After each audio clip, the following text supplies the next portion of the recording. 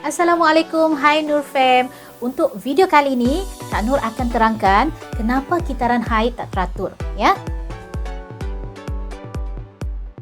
Apa pula itu kitaran haid ataupun menstrual cycle, ya? So, kitaran haid adalah bermula dari hari pertama datang haid, ya, hingga hari sebelum haid seterusnya berlaku.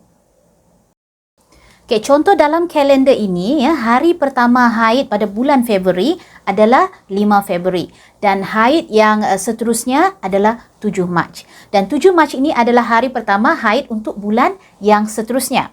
Maka kitaran haid wanita ini adalah 30 hari. So, anda kena kira bermula daripada hari pertama datang haid iaitu 5 Februari sehingga hari sebelum haid seterusnya yang berlaku iaitu 6 Mac, ya. So, jumlahnya adalah 30 hari. Boleh faham? InsyaAllah, ya.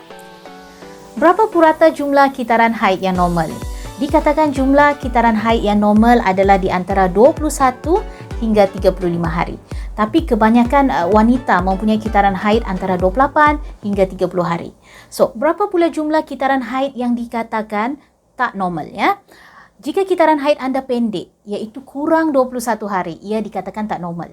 Ya, jika kitaran haid anda panjang, ya, iaitu lebih 35 hari, juga dikatakan tidak normal. So, if menstrual cycle is not normal, ya, you have to see a doctor. Ya, we need to find the cause. Okay, kita kena cari punca kenapa haid tak teratur. Kenapa penting untuk anda tahu tentang kitaran haid ni? Ya, yang pertama, berkait rapat dengan hari subur ataupun ovulasi, ya. Jika kitaran haid anda normal, bermaksud, ya, ovulasi berkemungkinan adalah berlaku setiap bulan. Alright? Jika kitaran haid anda tak normal, bermaksud ovulasi mungkin tak berlaku setiap bulan, kadang-kadang berlaku, kadang-kadang tak berlaku, ya. Dan yang kedua, ia berkait rapat dengan mudah merancang kehamilan. Jika kitaran haid anda normal, anda lebih mudah mengira jangkaan hari subur atau ovulasi ni secara lebih tepat dan lebih mudah hamil secara semula jadi, ya. So, ini akan lebih diterangkan pada video-video seterusnya. Namun, jika kitaran haid anda tak normal, ya, cara mengira waktu subur ni memang tak boleh digunakan, ya. Alright?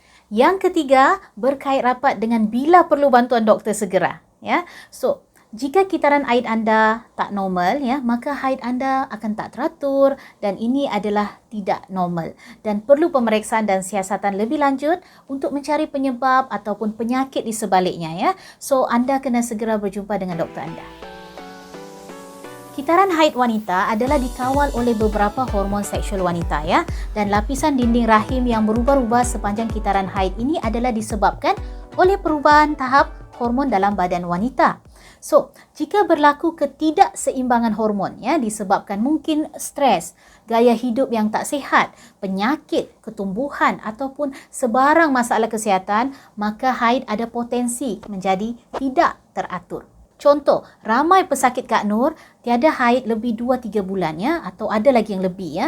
Kenapa boleh berlaku? Antara sebab utama adalah tiada ovulasi berlaku. Maksudnya, tiada ovum dikeluarkan dari folikel di ovari, maka tiada korpus luteum terbentuk. Jadi, tiada peningkatan hormon progesteron.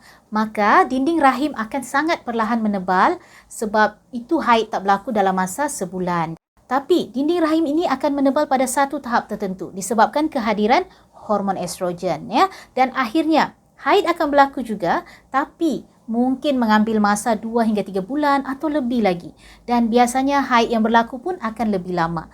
Kebanyakan pesakit Kak Nur akan komplain haid boleh cecah hingga 2 minggu, ya. So, kenapa ovulasi boleh tak berlaku, ya? Apakah puncanya? Ini dipanggil sebagai ovulatory dysfunction. Ia boleh berpunca sama ada dari level otak kita ataupun level ovari kita, ya. Okey, ini adalah gambar raja tentang kawal atur hormon dan kitaran haid wanita yang normal. Kak Nur terangkan semula, ya.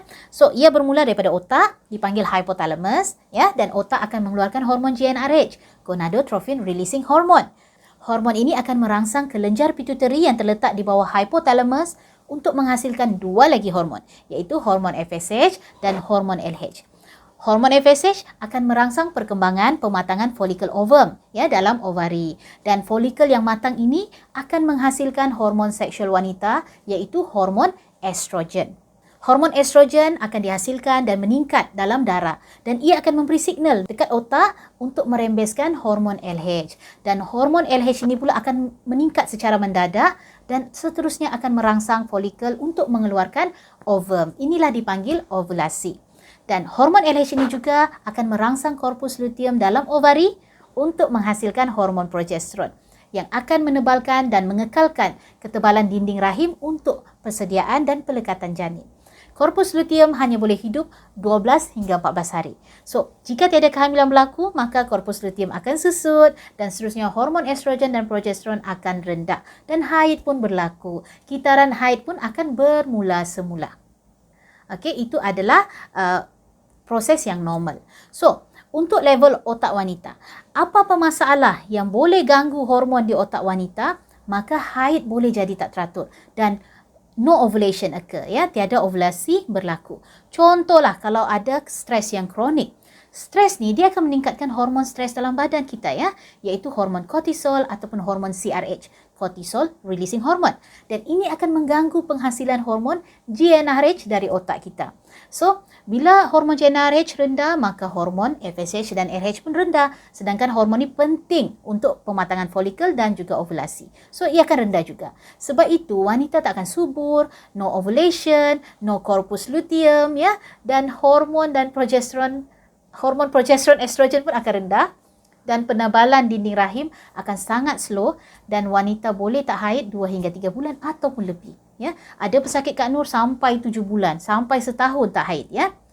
So, ini adalah antara sebab-sebab lain yang juga boleh mengganggu hormon kesuburan dari otak wanita seperti masalah thyroid, masalah kegemukan, penyakit kronik, keradangan, toksin di persekitaran, gula yang tinggi, kencing manis, insulin resistant dan banyak lagi, ya. Dan semua ini punca-punca ni yang akan diperiksa dan disiasat oleh doktor anda. Okey, untuk level ovari wanita pula, antara punca yang paling common adalah PCOS ataupun PCOS, ya, Polycystic Ovarian Syndrome, iaitu penyakit ketidakseimbangan hormon yang masih tak diketahui puncanya, ya. Namun ada kajian menyatakan ia berkait rapat dengan genetik, ya. Tapi apabila PCOS ni berlaku, terdapat banyak folikel-folikel atau cyst dalam ovari disebabkan tiada ovulasi berlaku, ya, di mana setiap folikel-folikel ini dia akan menghasilkan sedikit hormon estrogen sahaja. Namun disebabkan banyak folikel menghasilkan hormon estrogen, maka dia akan bagi signal dekat otak untuk mengurangkan penghasilan FSH. So, bila FSH rendah, maka tiadalah pematangan folikel terpilih untuk proses ovulasi. Dan jika tiada hormon estrogen dihasilkan pada tahap yang sangat tinggi, ya, peak estrogen ni, maka penghasilan hormon LH yang mendadak juga tak akan berlaku. No LH surge, no ovulation, ya. Sebenarnya proses ini adalah lebih kompleks, ya, sebab ia juga melibatkan masalah hormon androgen yang berlebihan, insulin resistant, ya. So, this is the most common adalah PCOS, ya.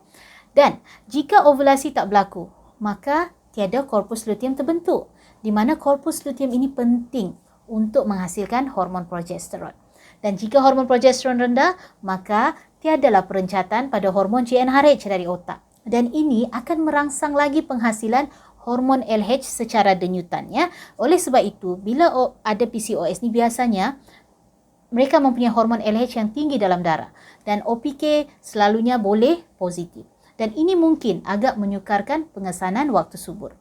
Dan inilah yang akan doktor periksa dan siasat lebih lanjut, ya, untuk membantu dan memberi rawatan yang sesuai untuk PCOS, ya. Selain daripada itu, terdapat juga punca-punca lain yang boleh menyebabkan tiada ovulation pada peringkat ovari. Contohnya, premature ovarian failure, iaitu kegagalan ovari pramatang, dan juga mungkin low ovarian reserve, iaitu simpanan telur dalam ovari yang rendah, khususnya yang premenopause. Dan semua ini doktor akan siasat, ya, akan siasat lebih lanjut. Ada beberapa ujian hormon yang perlu dilakukan untuk mengesahkan diagnosis. Sebab itu anda kena jumpa doktor, ya. So Kak Nur ada tulis e-book 29 kesilapan kesuburan tanpa anda sedari. Dalam e-book ini juga Kak Nur dah terangkan lebih lanjut tentang kitaran haid. So anda kena baca ya. Selain itu ya, selain e-book ni, Kak Nur juga akan berikan bonus ya, iaitu video masterclass ada apa dengan haid wanita. Anda akan kenal kitaran haid anda jauh lebih baik daripada doktor. Okay Nur Fair? So see you next video.